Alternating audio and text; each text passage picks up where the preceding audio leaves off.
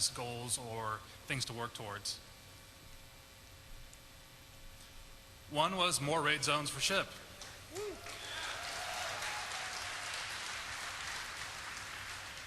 So Naxxramas was awesome, but at the same time, it was one huge Gothic zone, and we wanted to feel like we wanted to break it up a bit more with different art styles, different styles of bosses, so that we identified that it's a pretty early goal. Another one, we wanted to make the coolest encounters yet. We started actually beta testing a lot of our raid encounters this last Sunday, and we'll be continuing to beta test over the next few weeks. And so far, it's looking really good. All the players that have gone through our new raids, new dungeon or new raid encounters, have really been super excited. We've got things like players moving back and forth through the air to fight 3 Jinn on separate platforms. We've got you wrangling magma worms. We've got you trying to be as quiet as possible so this big blind dragon doesn't kill you. There's all these interesting new mechanics that we've got that are really going to, we think, play out well and will be a lot of fun for you guys. Another one, like Corey was just talking about, how we want to put all these things in nice bite-sized chunks. So we feel that's pretty important because it's a whole lot cooler when you go into a raid, you have a night of raiding, everyone's gotten together, and you actually go through the raid and finish the raid in one night. It's a way better feeling to end a night saying, okay, this is done, as opposed to coming back in and say, well, we got to do another couple nights. So we really want to take the raids and put them into more bite-sized chunks. Thanks. Another thing we wanted to continue with is content for everyone, and this sort of gets to our normal and heroic style of raiding. We feel like that worked out really, really well in Lich King. There was normal content for a lot of people, and then for the people that really wanted a greater challenge, there was heroic. That worked out great, and we're going to keep on doing those kinds of encounters. And another thing we wanted to do for Cataclysm was try to make our raiding more flexible, which gets into, well, the flexible raid lock system. I wanted to talk about this for a little bit. The flexible raid lock system is actually really just sort of an evolution of the Lich King raid, something that raiding, we always look back and say, like, hey, how could we make this better? What could we do? How can we make it more convenient for players? How can we make it better for raid and guild leaders to schedule and manage their raids? So back in Old War and even back to Sartharian, we did this cool thing of, hey, let's make encounters where you get to determine the difficulty of the encounter by whether or not you leave one of the Black Drakes up, whether or not you want the help of the Titan helpers in Old War. There's a lot of different things, and those turned out really cool. In fact, it turns out so cool that in Trial of the Crusader we said, hey, let's just make the entire thing heroic. So you no longer have to choose on an encounter-by-encounter basis. We just say, hey, if you want to set the entire thing to heroic, there you go.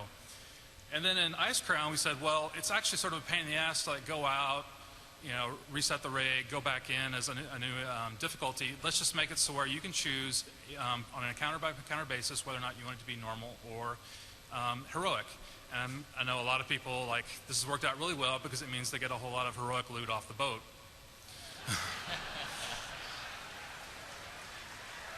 So that worked out really well. So again, we get to the Cataclysm flexible raid lock system, and I just wanted to go over briefly how it works, as it feels like there's still a little bit of confusion out there. The basics of it is that the normal difficulty raid progress is actually saved on your character now. It's not saved on a raid ID anymore. So if you go in and do boss 1 and boss 2 in a raid, that means that you're done with, that's what you've done for that particular raid, and if you want to do 3 and 4 in another raid, you can do so. So you can actually join multiple normal raids of either size, so 10 or 25 doesn't matter anymore. So in Cataclysm, along with this, is that they're actually going to be dropping the same loot. So what we want to do is create a situation where, depending upon how many people you've got available to you, let's say you've got, normally you're a 25-player raiding guild, but it's the holidays, you don't have that many people. Well, you can switch to 10. Let's say something happens and a lot of people have to miss a weekend. No problem. You can switch down to 10. Let's say that you get a bunch of people together and all of a sudden wow, Cataclysm is so awesome. All these people came back. That's sweet. And all of a sudden you can go and do 25-player raiding again. Again, trying to keep it super flexible. The key thing here is you can only defeat each boss once per week. So that's the sort of like the big thing you sort of have to remember. And also the one like sort of caveat is that heroic difficulty works pretty much so like it did in Wrath of the Lich King, where once you've killed a heroic boss, you're locked with that raid group to that raid with the raid ID. But let's say there's a circumstance where if I go in, kill 2 heroic bosses, but my internet goes out and the rest of the raid goes on and kills everything else in the zone, and you're like, oh no. Well, you can actually go back and do normal with another group or with an alt raid or something like that. So again, it's super duper flexible. And like I said, there's a bunch of benefits. It helps players with erratic play schedules. Not everyone has the ability to say, all right, Tuesdays, Thursdays, and Saturdays, these are our raiding nights. Some people have jobs or school situations that babies, children, I mean, life is complicated. Things happen. I mean, a real life emergency doesn't necessarily end your raiding for the week, and that's pretty cool. Another thing here is that, like I said, raid leaders have more schedule and roster flexibility. If you can't, in a lot of situations, like if your main tank doesn't show up or you just don't have enough people to do 25, that's pretty much so it for the week. But with flexible raid locks, you can take a 25, go down to a 10.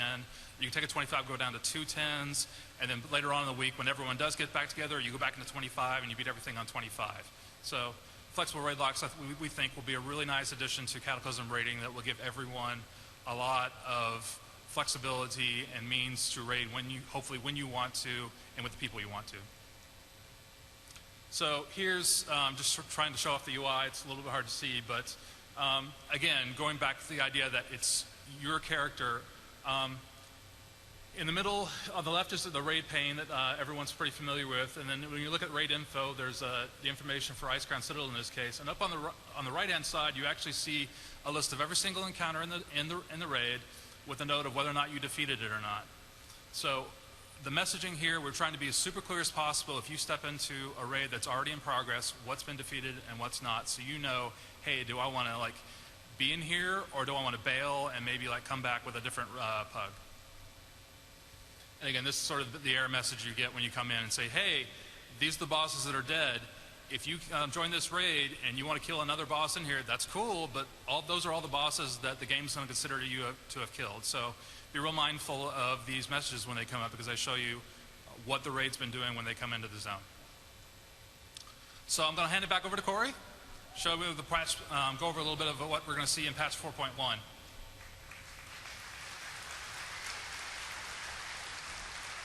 Thanks, Scott. One other thing with before we get into 4.1.0 that's cool with the new flexible raid locks is you can actually send your flexible raid lock to a player just like you can an item. So the way you can shift click an item and say, oh, here, check out this new thing I got, you can do the exact same thing with your raid lock.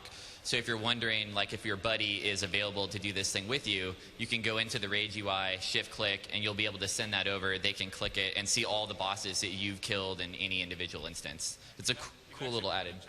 Oh yeah, you can see it in chat the same way. It's awesome.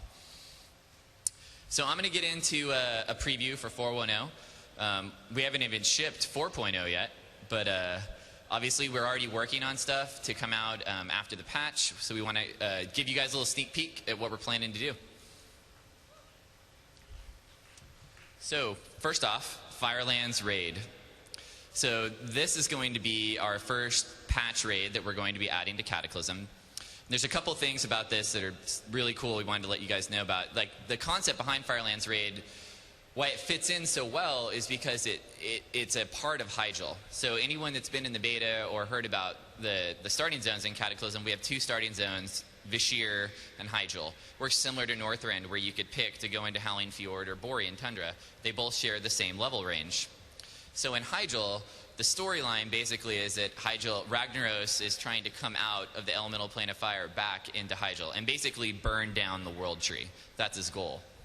So that whole story plays out in the quest lines. You're going to get to go through that whole storyline. We actually even have an encounter with Ragnaros and basically send him back into the elemental plane of fire.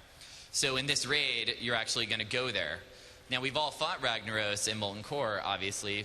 People know about Ragnaros and what he's been. But that was just basic. That was an image of Ragnaros. He was in Azeroth. It wasn't Ragnaros as he is like in the elemental plane of fire, which is his home. So the idea is to give players an example of what the actual power of Ragnaros is. Obviously, the fight will be completely different and have all new elements, but we really think it's a chance for players to get a little bit more of that backstory of what was going on with Ragnaros all along, but it also plays in really well with what's happening with the quest lines in Hyjal. So along the same concept of bite-sized chunks, we're planning for 7 bosses in this raid.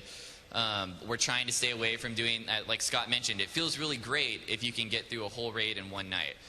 Because then in a week, you can do multiple raids. You know, you might be able to do one raid Tuesday, another raid on Thursday, and maybe one Saturday. Instead of having to spend 3 nights in Ulduar getting through, 15 bosses, this way we're hoping maybe players can do something like they can kill 5 bosses here, 6 bosses here, and then a single solo boss like Malagos kind of concept somewhere else. So we really feel like a number like this fits really well. So usually at the Dungeons and Raids panels, we like to show a few layouts of new things we're working on. This is how we always start on a dungeon or a raid, is we basically lay it out on paper and get a feel for what it's going to be and how it's going to play out. So this is a look at the layout for a Firelands raid. So the plan is for it to be an elemental plane of fire. So obviously there's going to be lava all over the place. Up in that northern section, that's Sulfuran Keep. And Sulfuran Keep is going to be where you actually fight Ragnaros inside of. So it's going to feel similar. It's going to be an outdoor area on the outside with bosses spawned outdoors. So you'll be running around, kind of like similar to Hyjal raid. And then at some point you're going to go into an interior, into Sulfuran Keep, and then that's where you'll actually end up fighting Ragnaros. But we like this. It gives a little bit of mix-up because you're both outdoor and you're indoor. When you're on the outdoor side, you'll be able to use your mount to get around, to get to different places. And then when you go inside, you'll get a whole different experience. Gives us a chance to mix up the art a little bit and also the encounters, because we can do different things with an encounter that's in an interior room versus an encounter that's outdoors. So now we've got a couple pieces of concept art based on this. So what this is a new thing we started doing with Northrend, where basically we're able to take that 2D image that you just saw before this, the layout, and we have a concept artist translate it into a vision of what it would look like in 3D. So this is a look of that. So in the back, you can see Sulfuran Keep, and then you can see the outer edges of the elemental plane of fire kind of wrapping around it. And it just helps us get a better sense of feel of what this place is going to feel like, what it's going to look like. This is a more close-up shot of Sulfuran Keep. And then this is a little look of a color study of what we're kind of feeling like the place is going to feel like. Obviously, it's going to be dark. It's going to be a lot of red colors, a lot of lava, fire, smoke in the air. We really want to give that vibe that this is where Ragnaros came from and this is what it's going to feel like. So, something we learned over the years is that if we ever have a chance, anytime we deliver a patch, we don't want to leave anyone out. So one of the biggest things is trying to always deliver a 5-player dungeon along with a raid. And patch 4.0 won't be any different, so we're planning to deliver a new dungeon, which would be Abyssal Maw. Abyssal Maw will be a continuation of the story that players are playing through in Vashj'ir. So in Vashj'ir, we already have a dungeon that's shipping with Cataclysm, the Throne of the Tides. So players are going to play through that and already get a base of the story of what's going on. And it's the same issue that we're dealing with in Hyjal, where basically you're going to play through the quests all the way through, and when you get into the dungeon, you're going to actually know what's happening. So it's not going to feel like something that's foreign to you. Oh, and it's nothing like Oculus.